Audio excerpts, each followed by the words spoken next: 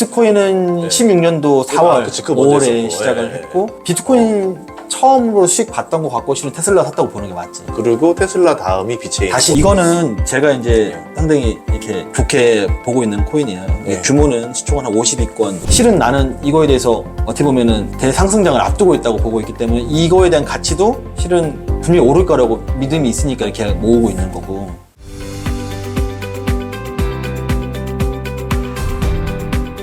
지금 비트코인 가격이 많이 떨어졌어요. 6만 불이 깨졌는데, 그래서 많은 투자들이 걱정하길래 저희 지인 중에 되게 유명한 비트코인 투자자가 있어서 제가 오늘 찾아뵙기로 했습니다. 그래서 좀 물어보려고요. 왜냐면 뉴스를 검색해도 제가 원하는 그 대답이 아니더라고요. 한번 인사를 좀 해보도록 할게요. 안녕하세요. 안녕하세요. 어서 오세요.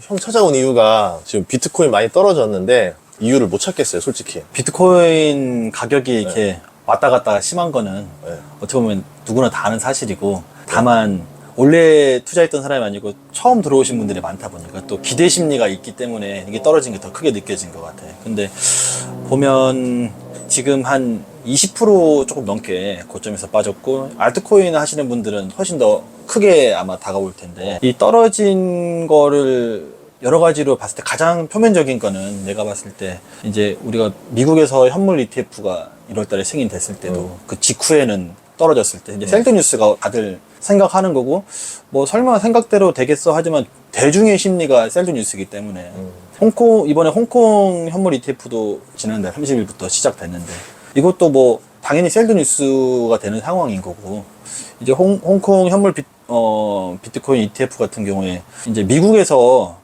실은 블랙록 같은 경우에 꾸준하게 이제 계속 순유입이 나오다가 최근에 조금 유출이 나왔는데 어떻게 보면 관망을 하는 것 같아요. 홍콩에서 이제 현물 ETF가 어느 정도의 파급력이 나올지 확실하지 않은 상황에서 미국 입장에서도 기관들이 섣불리 뭐 움직임을 한다기보다는 뭐 기왕 셀드 뉴스로 인해서 가격이 떨어진 상황에서 굳이 가격을 이렇게 움직인다기보다는 좀 추이를 지켜보는. 또 두 번째 이유로는 지금 이제 비트코인 이제 반감기가 지났으니까 이제 비트코인의 채굴 수량이 절반으로 줄어서 이제 3개 조금 넘게 나오는 상황인데, 그 상황에서 비트코인 채굴하는 사람들은 결국에는 그 사람들도 자기들 건물 임대료 내면서 전기세 내가면서 채굴하는데, 결국에는 갑자기 이제 채굴량이 줄는 거니까 당연히 가격은 또 오히려 줄었고, 그래서 운영에 어려움을 겪을 거고, 그 사람들이 원래는 보통 비트코인 반감기를 앞두고 미리 다 수익화를 많이 시켜서 비트코인을 팔아서 현금을 보유하고 있기 때문에 비트코인 반감기가 됐을 때 좀 버틸 수 있는 에너지를 그걸로 비축을 했는데, 이번에 미국에서 갑자기 기술적으로 현물 ETF가 반감기 직전에 이렇게 승인됨으로 인해서 어떻게 보면 채굴업자들은 자신들의 그 비트코인을 어떻게 보면 미리 팔아서 현금 확보를 할 만한 타이밍을 놓친 것 같아. 가격이 올라서 뭐 당연히 팔면 되지 않겠냐 싶겠지만, 또 사람 욕심이라는 게 또 계속 갖고 있고 싶고, 또 팔아야 될 때 못 팔고 가격이 또 떨어지는 또 상황이 되기 때문에 어떻게 보면은 스텝이 좀 꼬였다고 보이고, 그래서 그런 채굴업자들이 이제 운영이 힘들어져서 매물로, 그런 채굴장 자체가 매물로 나오고 있기 때문에 그 매물로 나오는 채굴장을 결국에는 기존의 채굴장들이나 어떻게 보면 기관들이 그걸 사줘야 되는데, 그 사는 사람 입장에서는 뭐 아쉬울 게 없는 거지.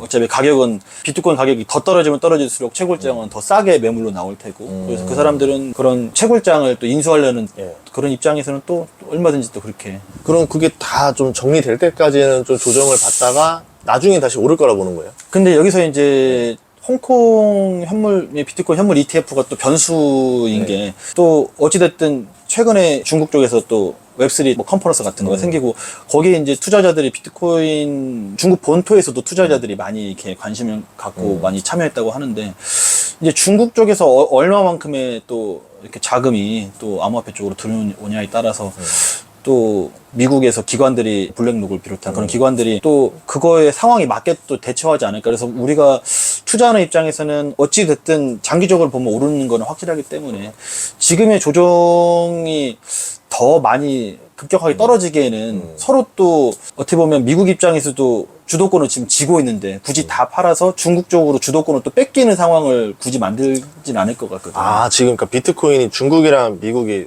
서로 어떻게 보면 주도권을 싸움 중이다. 시장은 점유를 많이 하려고 하는 건데 결국에는 미국 ETF 자체도 어쨌든 중국인들도 미국에서 투자할 수 있는 거고 어쨌든 여러 가지 방법으로 그래서 그 시장을 서로 이제 한정된 시장을 서로 갈라먹기를 이제 시작하려고 하는 것 같은데 점유율 싸움 먼저 하는 것 같아. 한국도 예전에 제가 듣기로는 되게 크다면서요. 이 거래 규모나 이런 게. 거래 규모는 엄청나게 큰데 네. 실은 한국은 중국 눈치랑 미국 눈치를 같이 볼 수밖에 없는 입장이고 한국에서 실은 한국에서부터 먼저 현물 ETF를 만들고 싶을 거야. 왜냐면 이게 네. 돈이 너무 되기도 하고 또 뭐 국내 대형 거래소들이 얼마만큼 돈을 버는지도 다 우리 기존의 증권사들도 다 보고 있기 때문에. 그 김치 프리미엄이 붙었다는 것 자체가 그만큼 한국 시장이 괜찮다는 거 아니에요? 근데 또 한 20%까지 갔던 김치 프로미 지금은 2%대거든. 3%대고. 많이 빠졌구나. 순간적으로. 그래서 그만큼 변동, 사람들의 심리적인 게 너무나 쉽게 반영이 되는 것 같고 그런 부분이 있으니까 오히려 또 비트코인 가격도 내리고 싶은 입장에서는 얼마든지 쉽게 내릴 수 있는 것 같아요. 이 거래소만 봐도 메이저 보면은 코인베이스, 바이낸스, 뭐 우리나라 업비트 이게 다 메이저잖아요. 그 사이즈를 보면 비슷비슷할 것 같은데 다 보면. 이제 기본적으로 원화가 거래가 되고 있고 아무래도 한국인들이 이제 바이낸스나 그런 해외 거래소들도 결국엔 한국인들이 제일 많이 하거든. 실은 엄밀히 따지면 한국인들 그래서 결국엔 이제 현금화 시킬 때 한국에서 이렇게 많이 찾는 걸 하다 보니까 이제 애초에 암호화폐 쪽에 오랫동안 투자했던 사람들은 이제 뭐 사람마다 입장이 다르겠지만 보통은 해외에서 많이 자기가 갖고 있는 투자에 좀 그런 성과를 내고 국내에서는 뭐 인출을 하기 위한 어떤 창구로 많이 쓰이는다는 그런 인식이 강하기 때문에 또 국내에는 또 제약이 많기 때문에 해외에는 예를 들어서 뭐 예치해서 이자 받는 거라든가 뭐 선물 같은 경우도 거래가 열려 있어서 거래소들이 수익원이 상당히 많고 한데 국내는 아직까지는 뭐 물론 일부 스테이킹이 있긴 하지만 아직까지는 그래도 거래 위주로 상장을 시키고 거래 위주로 돼 있기 때문에 이제 좀 더 거래소 입장에서 상장을 많이 시키고 그걸로 이렇게 쉽게 펌핑 일으켜가지고 그걸로 수익 내는 거, 거래 수수료 내는 거, 그 정도가 거의 유일한 수익원이 되기 때문에 국내 거래소는 아직까지는 그런 부분에서 좀 한계가 있는 것 같다는 생각이 들지. 참, 형 소개를 못했네. 아. 어떻게 소개를 하면 뭐 좀 유명하잖아요. 뭐 필명이 있어요? 그 사이먼이라고 네. XYMON으로 좀 활동을 하고 있지. 커뮤니티 같은 데서 일부 커뮤니티. 왜냐면 제가 예전에 월드코인 영상도 찍고 이제 뭐 많이 조언을 해주신 분이라서 또 저는 형이 이렇게 코인계에서 유명한 줄 몰랐어요. 그래서 그냥 밥 잘 사주는 형. 그렇게 알고 있었는데 그 알고 보니까 되게 유명하더라고요. 그래가지고 우리 출판사에서 책 처음 내는 저자기도 합니다. 너무 고맙지. 세상으로 나올 수 있게. 네, 저희 구독자분들은 잘 모르니까 그래도 어떤 분인지 간단하게 좀 보여주죠. 그렇게 하시죠. 알겠어요. 네. 가시죠.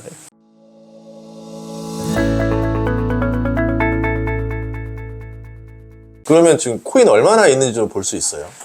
이게 좀 조심스럽긴 한데. 그러면 종목만 가리고 금액만 좀 보여주세요.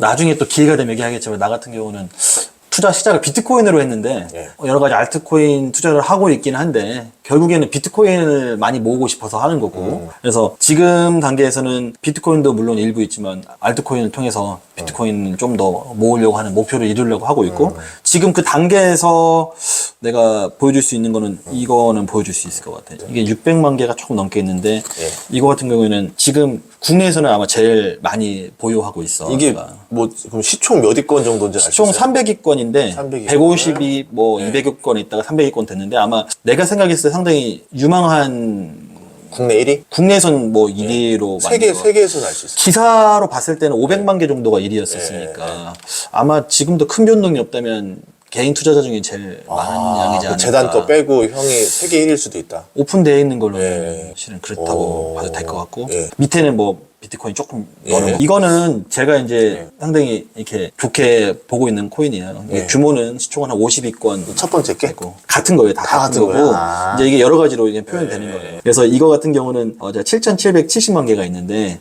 이제 전 세계에서 한 40위 정도 되는 것 같아요. 그래서 국내에서는 뭐 재단 물량, 뭐 거래소 물량 다 빼고 국내에서는 아마 제일 많이 보유하고 있지 않나. 실은 어떤 게 얼마큼 성장할지를 모르니까 성장성을 좀 많이 보고 있고 이게 지금 오늘 지금 현재 기준으로 240만 달러 정도 되는데 이게 얼마예요? 환율도 있고 프리미엄이 좀 붙으니까 네. 그 지금은 좋죠. 240만 달러는 30억인가 그러면? 30억 넘는 거. 30억이 훌쩍 넘어가죠. 훌쩍 환율 넘죠. 생각하고 네. 프리미엄이 있으니까. 근데 실제로 더 많이 갖고 있잖아요. 잠깐만. 얘가 네. 또 스테이킹 이자가 좀 있어서 네. 월 실은 2억 네. 정도 들어와요. 여기서. 제가 알고 있는 정보로는 더 많이 있습니다. 근데 몇 개 좀 더 있긴 한데 네. 뭐 그럼 다른 것들은 네. 다른 코인을 갖고 있는 거예요? 한 두세 종류 정도 더 가지고. 더 가지고 있고, 예, 그거 더 있고, 예. 왜냐면 예전에 형이 투자했던 코인 중에 유명한 것도 있었잖아요. 아, 그때 이제 뭐 비체인 네. 예전에 비체인은 난 기억나요. 아직도 비체인 우리나라에서 제일 많이 가지고 있다. 그게 시총 순위 높더라고요, 알고 보니까. 그때 제일 많이 갖고 있던 게 시총이 30위권, 20위권까지 갔으니까 그때는 상당히 예. 규모가 컸지. 실은 이제 거기 밑에 비토르라는 게 있었고 그거를 거의 전 세계 개인 중에 제일 많이 그때 한번 모아봐서 그걸로 비체인으로 자연스럽게 넘어가니까 국내에서 아마 제일 많은 수량을 보유했던 것 같고 이제 실은 뭐 나중에 또 기회 되면 얘기하겠지만 예. 코인이라는 것도 주식도 워렌 버핏이 씨가 얘기할 때 평생 가져갈 거 아니면 사지 마라. 중간에 팔더라도. 그래서 실은 그런 생각을 하고 모아야지 실은 이게 수량이 모아지는 거고 이게 정말로 단순히 돈보다는 이 수량, 이 가치를 보고 수량을 좀 모아간다는 그 목표를 갖고 하면 수익은 나중에 따라온다고 생각을 하고 있기 때문에 내가 팔 수 있는 만큼만 팔고 전체를 팔 생각은 애초에 잘 안 하지. 원래 투자 스토리가 되게 재밌어요.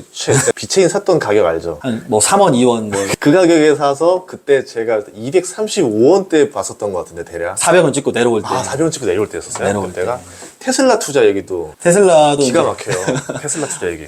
내가 와이프가 이제 차를 되게 좋아해서 모델 X가 나올 때 국내에서 거의 제일 먼저 신청을 해서 네. 차 인수는 한 국내에서 한 두 번째, 세 번째 정도로 내 바로 앞에는 알만한 기업 회장님이 차 인수하시고 그 다음으로 바로 인수했는데 그때 이제 차 인수하면서 차값만큼 사자고 해서 이렇게 돈을 테슬라를 조금 그때 같이 투자를 했지. 그때 X가 얼마였잖아요. 그때 X가 억 단위 아니야, X는? 1억 6천 정도고 그때가 18년도 11월. 그때면 잠깐 테슬라 주가 몇 배로 뭐 그때 뭐 한 240달러 정도 할 때인데 물론 테슬라보다 나는 이제 개인적으로는 비트코인이나 뭐 네. 코인을 더 좋아해서 액면 분할할 때 좀 정리를 많이 했지. 비트코인은 16년도 4월, 그치, 그거 먼저 5월에 했었고. 시작을 네. 했고 실은 테슬라 비트코인 처음으로 수익 봤던 것 같고 실은 테슬라 샀다고 보는 게 맞지. 그리고 테슬라 다음이 비체인. 다시 코인 쪽으로 돌아왔고 이제 물론 코인을 계속 갖고 있긴 했지만 현금화를 어느 정도 처음에는 시켰었고 그러면 비체인하고 지금 그 다음이 이제 다른 코인. 그게 지금까지 계속 연결돼서 온 것 같아. 투자로 계속 이어져 온 것 같고.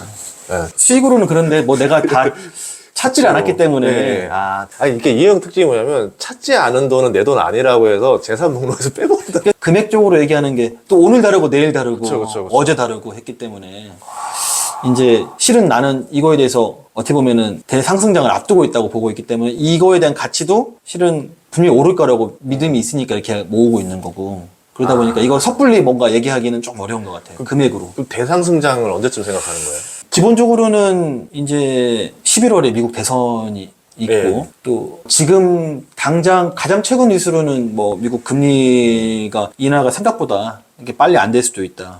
뭐 그런 얘기가 나오니까 그래도 대선 앞두고 금리가 한 번 정도는 상승하지 올리지 않을 금리를 떨어뜨리지 않을까 해서 한 9월 정도 여름 뭐 끝물 정도 그거와 맞춰서 아마 비트코인도 좀 가격이 움직이지 않을까라는 그런. 그럼 그때 비트코인 움직이는 게 아니라 다 오르잖아요.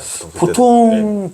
그렇긴 한데 이제 다만 이런 생각은 있어. 이제 12개 채굴되다가 6개가 되고 3개가 됐는데 어찌됐든 반으로 채굴량이 준다고는 했지만 시장이 대부분 물량이 풀려 있기도 하고 이미 그다음에 줄어든 개수로만 놓고 보면 그렇게 많이 준 게 아니기 때문에 그게 이제 물론 시장을 움직이는 사람들한테는 가격을 움직일 수 있는 이유 좋은 핑계거리는 되지만 실질적으로 시장에서 어떤 공급 쇼크가 오기에는 좀 물리적으로 양이 적기 때문에 이 사이클도 그동안 보여줬던 그런 비트코인 상승 그런 퍼센트보다는 좀 더 보수적으로 낮게 잡아야 되지 않을까라는 생각을 하고 개인적으로 한 3배 정도 보고 있지. 그런데 형은 좀 약간 오래 보유하는 스타일을 하잖아요. 그러니까 그래서 코인계에서는 가치 투자자가 아닌가 그렇게 생각을 했는데 고맙네.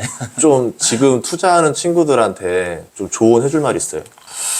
일단 이제 나 같은 경우는 뭐 잘 알겠지만 투자해오면서 선물 쪽에 대해서는 애초에 어떻게 하는지 어떤 게 있는지는 아는데 애초에 시도조차도 안 했고 왜냐면 굳이 시장에서 코인 자체 가격이 오르는데 굳이 거기서 내가 선물까지 해서 리스크를 안 할 필요가 전혀 없다고 생각을 했고 실은 코인 투자를 17년도 뭐 16년도부터 하신 분들 뭐 19년도 하신 분들 뭐 계속 있지만 가격을 보면은 비트코인 내가 처음 샀을 때가 50만 원 초반대인데 지금 그냥 생각해도 1억이면 그냥 사서 갖고만 있으면 번 시장인데 그쵸. 번 사람이 없단 말이에요. 대부분 보면은 결국에는 투자하다가 욕심나니까 더 무리한 투자를 하고 그걸 빨리 만회하고 싶으니까 선물로 가는 게 항상 그렇게 시나리오가 같던 것 같아요. 그래서 내가 여기까지 살아있을 수 코인 하면서 이렇게 좀 유지해온 것 자체도 선물을 하지 않았던 게 일단 제일 첫 번째라고 생각을 해. 저는 주식이랑 코인의 다른 게 하나 뭐냐면 주식은 선물하기 너무 힘들어요.